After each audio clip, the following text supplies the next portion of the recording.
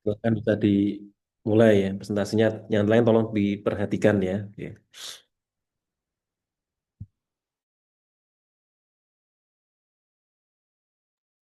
Selamat, selamat siang kepada Bapak Nova Suparmanto sebagai dosen pengampu dan selamat siang kepada teman-teman sekalian. Di sini kami akan membahas tentang CNC milling. Kami beranggotakan saya sendiri Bella Felicita Silalahi. Sebelum Saya Suci Permata Cahyani. saya Saya Arya Hamza. Saya Daniel Gale. di sini kami akan mempresentasikan hasil diskusi kami tentang CNC milling. CNC milling itu merupakan proses pemesinan subtraktif yang dikendalikan oleh komputer untuk menghasilkan komponen dengan presisi yang tinggi dengan bentuk yang kompleks. Pada proses ini menggunakan instruksi numerik atau G-code dari desain CAD atau CAM. Dengan sistem ini, pergerakan spindle dan meja kerja itu dikontrol secara otomatis pada sumbu X, Y, dan Z. Teknologi ini memberikan akurasi tinggi, konsistensi hasil, dan efisiensi, sehingga mesin ini banyak digunakan di industri manufaktur, otomotif, dirgantara, bahkan di medis.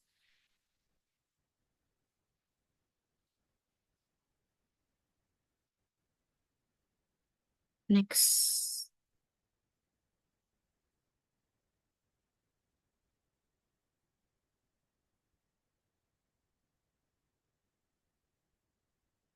Komponen-komponen pada mesin ini ada beberapa. Yang pertama spindle, yaitu sebagai poros pemutar utama yang berfungsi untuk memegang dan memutar alat potong atau cutter.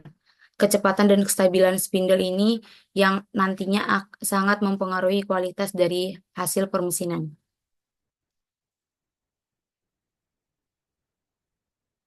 Yang kedua ada meja kerja. Meja kerja ini sebagai platform kokoh tempat benda kerjanya itu dijepit selama proses permesinan. Pergerakannya itu dikendalikan oleh sistem sumbu mesin agar posisi benda kerjanya itu tetap presisi.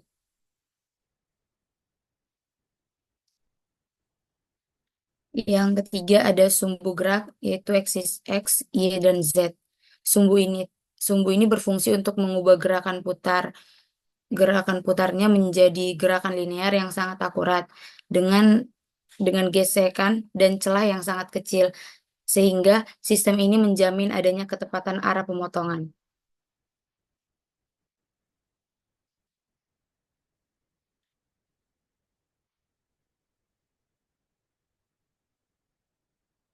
Selanjutnya ada unit kontrol CNC, di mana unit ini menjadi sistem komputer yang menginterpretasikan program CNC dan mengelola semua fungsi dalam penerimaan program G-code, mengolah dan mengirimkan sinyal kontrol ke semua komponen mesinnya.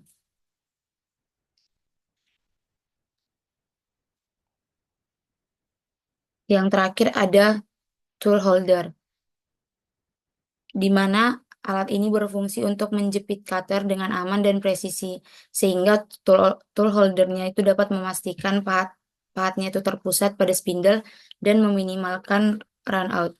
Jadi akurasi pada permesinan ini tetap terjaga dan umur pahatnya itu lebih panjang lagi.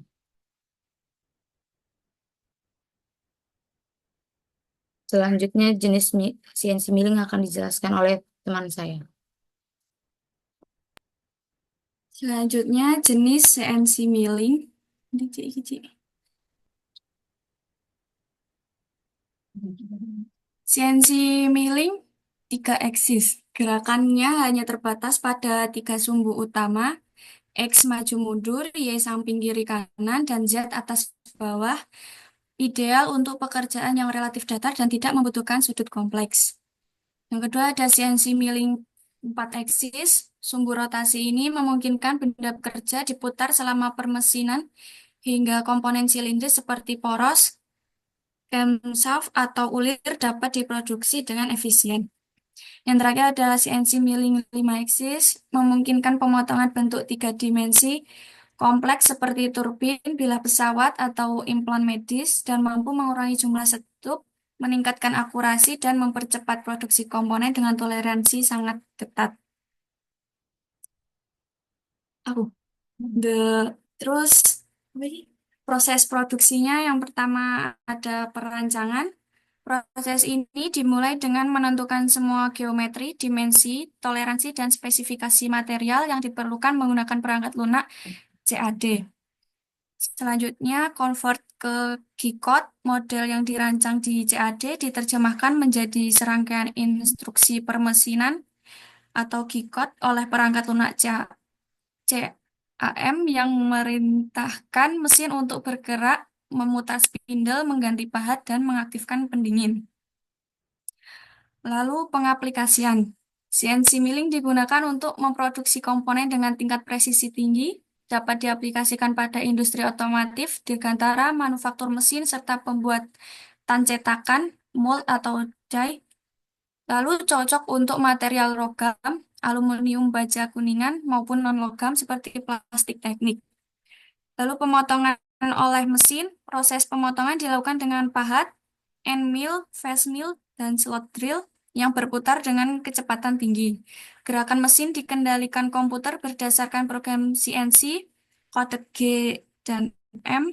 Hasil pemotongan akurat sesuai dengan CAD atau CAM dengan toleransi yang sangat kecil. Terus untuk hasilnya, permukaan benda kerja lebih rata dan halus, produk memiliki ukuran sesuai spesifikasi desain atau presisi tinggi, proses produksi lebih cepat, konsisten, dan efisien dibanding metode manual, menghasilkan komponen siap rakit dengan kualitas standar industri.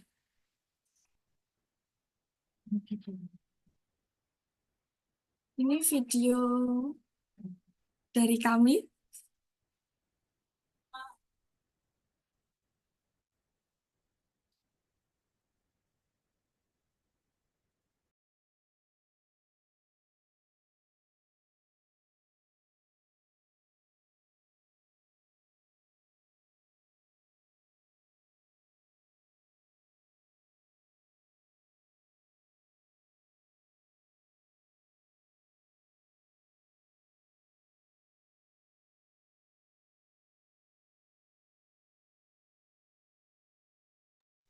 Selanjutnya ada kelebihan dari mesin CNC milling.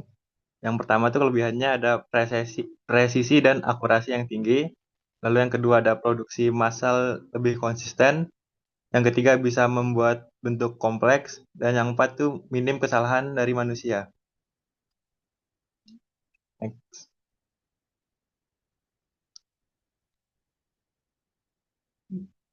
Next.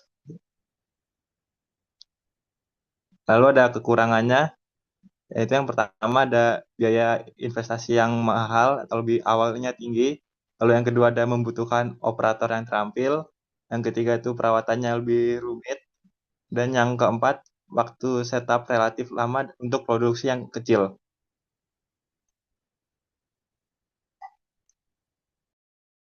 Selanjutnya yaitu aplikasi di dunia industri.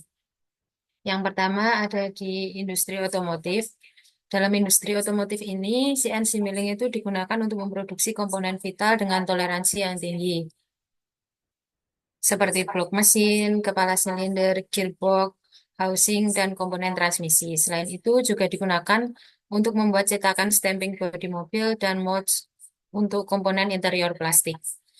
Proses ini penting untuk efisiensi bahan bakar kendaraan modern. Next. Selanjutnya yaitu di industri dirgantara. Nah, di industri dirgantara ini aplikasi CNC milling itu bisa untuk industri pesawat, helikopter, dan juga roket. Mesin 5 aksis mampu membuat komponen struktural pesawat seperti wing spars, ribs, dan bulkheads. Material yang digunakan biasanya paduan aluminium, titanium, hingga superalloys. Hasilnya, komponen memiliki kekuatan optimal dengan bentuk aerodinamis yang sangat kompleks. Next. Selanjutnya yaitu industri medis, biasanya untuk memproduksi implan tulang, instrumen bedah yang sangat kecil, dan komponen perangkat diagnostik, sehingga mesin CNC milling mikro dapat membuat fitur-fitur yang sangat kecil dan detail pada instrumen atau implan dan memastikan kesesuaian dan fungsi yang sempurna. Next.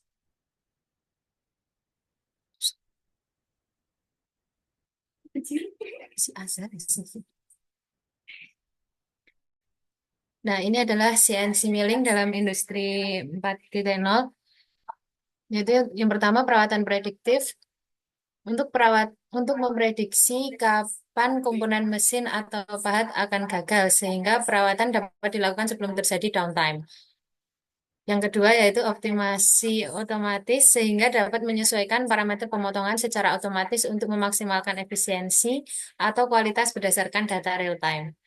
Yang ketiga yaitu manufaktur adaptif. Mesin dapat beradaptasi dengan perubahan dalam desain atau material. Yang keempat yaitu integrasi vertikal dan horizontal.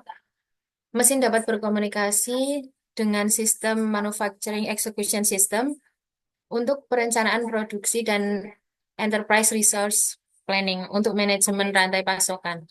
Ini menciptakan lingkungan manufaktur yang lebih efisien, fleksibel, responsif, dan otonom.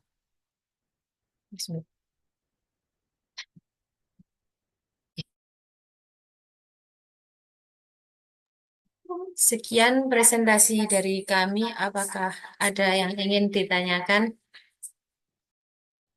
Oke, silakan kelompok berikutnya. Atau dari kelompok lain juga boleh.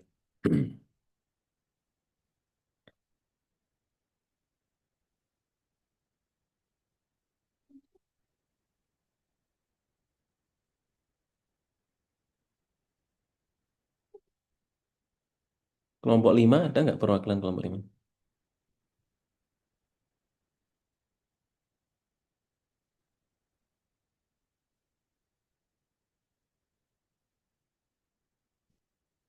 Izin bertanya. Bertanya kelompok sendiri. Oh iya, maaf Pak. Sorry. Dari kelompok berikutnya, nah, stop dulu ya. Kalau tidak ada ya kelompok 5 ada nggak perwakilan?